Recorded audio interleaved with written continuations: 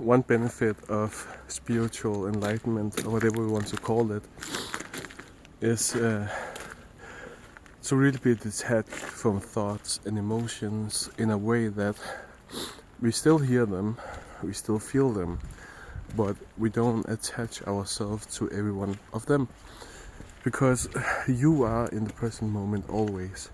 Thoughts are coming and going, emotions are coming and going, but your sense of self is always here. Now, let's say that something or someone makes you angry. What will automatically happen from that anger energy within your body, wherever it is, what automatically happens is that angry thoughts starts to come into your mind. And well, it seems quite naturally, right? And it is of course seen as normal, and we can say it is also like a normal reaction that happens from that. But let's say that whatever happens and anger comes up within you, let's say that you're not actually that angry. Let's say that the moment after it happens and anger is triggered, and then you're like, it doesn't matter really, you know, but the feeling of anger can still be there, and the thoughts of anger, angry thoughts can still appear. And when we are not like conscious about this, something can happen, and your true self is like, maybe depends I guess, but it's like, I'm not really angry about this, but you have like anger, and these angry thoughts keep coming, like, oh my god, why did he or she do that, why, oh my god, they should just, oh my god, I just wish that I could. But as I said, you don't actually have to be aligned with those thoughts. You could be past it. And that is a reason why it's really important to be self-aware. You are always the self. The self is always in the moment. But when we identify with every feeling, every thought, everything that happens, it's like saying, I am this and I am that. And it's just like, we can say, like losing yourself to that. You follow that. A perfect example is fear. Something happens and fear arises, It can be anything almost, And then these fearful thoughts comes up, and it just happens by itself. But the funny thing is that yourself, your real self, is never fearful. And in society, like normal human society right now, 90%, if not more, of whatever brings fear up in your life is not actually something to be afraid of. It could be fear of the future, fear of what can happen. It can be because you watch a horror movie and now these images are like within you, and your ego self just couldn't handle it, and you didn't handle it in the present moment or whatever.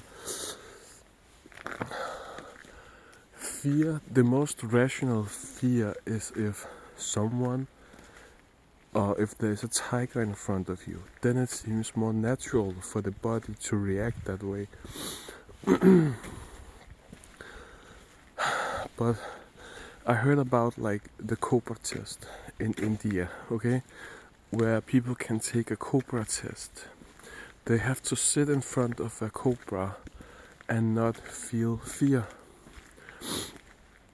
because the cobra can sense energy, aka it can sense emotions. So if you feel fear just for a split second, the snake will feel that fear, and maybe, but that's how I heard it, it will think that it is fearful in that split second, and therefore it will attack. So the cobra test is to sit in front of the cobra and not feel any fear. What that tells me is that if a human can do that, sit in front of this killer snake, it also means that maybe it's not a natural reaction to feel fear. When I say natural, they say that humans have been like unconscious, living unconsciously the past many thousands years perhaps. So maybe it's not like a true natural reaction to feel fear, even if there's a tiger in front of you. It's fight or flight. It's like, but you are well aware that a tiger is not something you want to go hug when it's a wild tiger. On the other hand, if you didn't know, maybe your body did. Just like our body can feel if someone is good for you or not, someone's company, the energy, if that food is good for you, if like when I'm taking my spirulina supplements, like before I take them, I'm like, I will take one. I feel like one, so I take one, or I feel like two, so I take two, or I take one of that and one of the other, because that's like the intuitive response. So, but about this, let's say that we are in the wild and there is a tiger, and the first response from the body is like, alertness.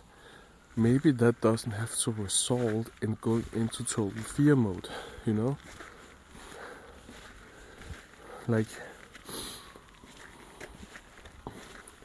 just like, maybe it's a valid example, but we can watch a horror movie and someone can think it's totally boring while another is like in full fear state, That's why we watch it, even though I haven't watched it for many years. But how can someone just sit there, it was me sometimes, and just think it's boring? Well, it's just to respond the perspective. So it sounds like it can be like that when it's about a tiger or whatever.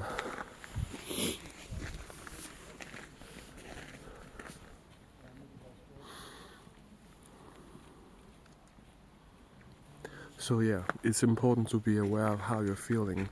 One last example I want to come with from personal experience is a sexual example. I was traveling and I was sharing a room with this sweet young lady. Yeah, she was like in her 20s, and we were sharing beds, and when I was laying there, I just felt this sexual intense feeling arising. And it's totally honest, back then when I was laying there, I was like, is this me? Like, should I act on this? Should I not? But being in it was like, it was really weird because it felt so good, and I was like still kind of identifying with it. So I was like, is this me? Is this not me? And well, yeah. So I learned from that, and I see clearly that it was just like a sexual attraction, but it didn't have to be more than that. But it got like bigger and bigger and bigger because I was like playing with it, but not purposefully. And yeah. So I'm guessing that's why, like, Um, um, like when have you ever like been with someone or heard someone be with a person and afterwards they were like, I didn't even know why I did it. I guess it was because of the energies involved, like attraction energies. There are many different levels to attracting energies, and yeah, it's unconscious. It's like it's not a fully flesh in the moment decision. It can be. You can be fully aware that, hey, I actually don't want to be with that person, but I'm still gonna do it. But that's different.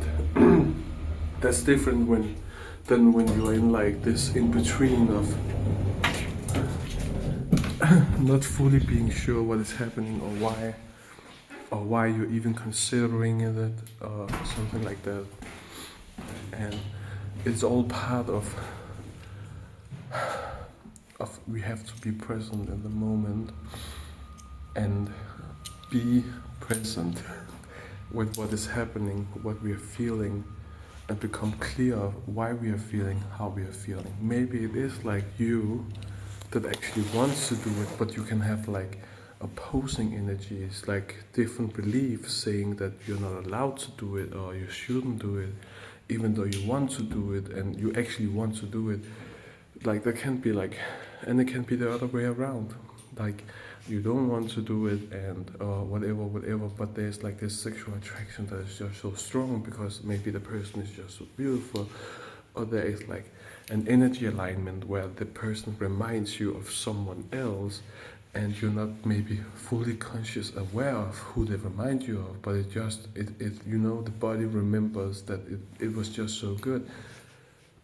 Maybe that's why some people date their exes in a new body, because they have similar energies and whoever did that didn't learn from the past, so they actually just began dating someone else with the same energies, and a part of them thought that they liked it but they didn't, and that's part of the learning, I guess. What I did, and I will end the video here, what I did after each of my relationships that was before my spiritual awakening, it was just something that I did.